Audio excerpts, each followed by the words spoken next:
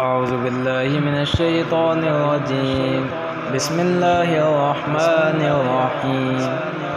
يا أيها الناس اعبدوا ربكم الذي خلقكم والذين من قبلكم لعلكم تتقون الذي جعل لكم الأرض فراشا والسماء بناء وأنزل من السماء ماء فأخرج به من الثمرات رزقا لكم فلا تجعلوا لله أندادا وأنتم تعلمون. وإن كنتم في ريب مما نزلنا على عبدنا فأتوا بسورة من مثله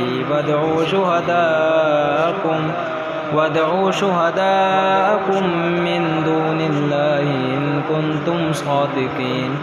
فإن لم تفعلوا ولن تفعلوا فاتقوا النار التي وقودها الناس والحجارة أعدت للكافرين.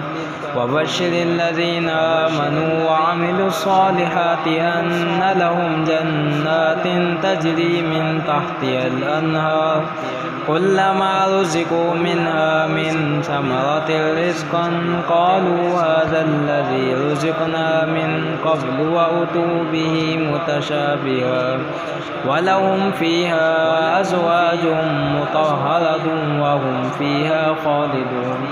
إن الله لا يستحي أن يضرب مثلا ما بعوضة فما فوقها فأما الذين آمنوا فيعلمون أنه الحق من ربهم وأما الذين كفروا فيقولون ماذا أراد الله بهذا مثلا يضل به كثيرا ويهدي به كثيرا وما يضل به إلا الفاسقين الذين ينقضون عهد الله من بعد ميثاقه ويقطعون ما أمر الله به أن يوصل ويفسدون في الأرض أولئك هم الخاسرون.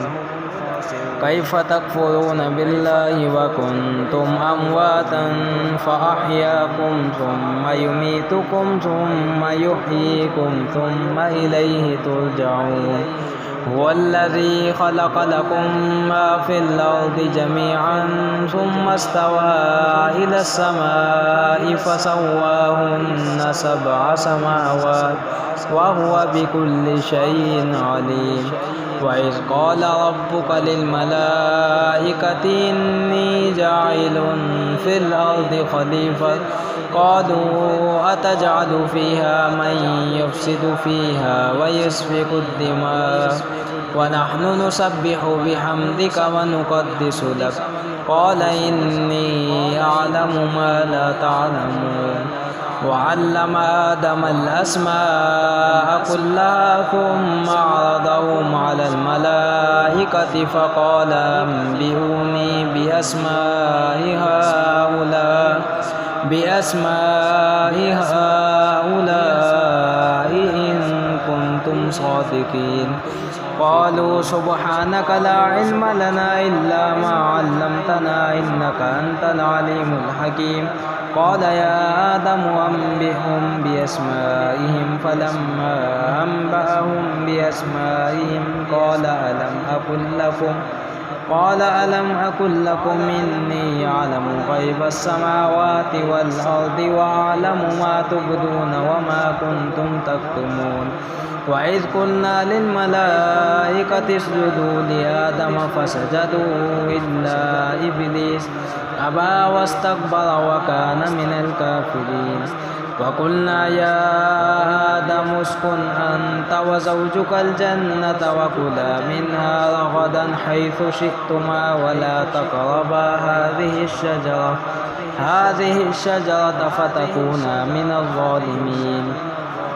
فأزلهما الشيطان عنها فأخرجهما مما كانا فيه فقلنا اهبطوا بعضكم لبعض عدو ولكم في الأرض مستقر ومتاع إلى حين. فتلقى آدم من ربه كلمات فتاب عليه إنه هو التواب الرحيم.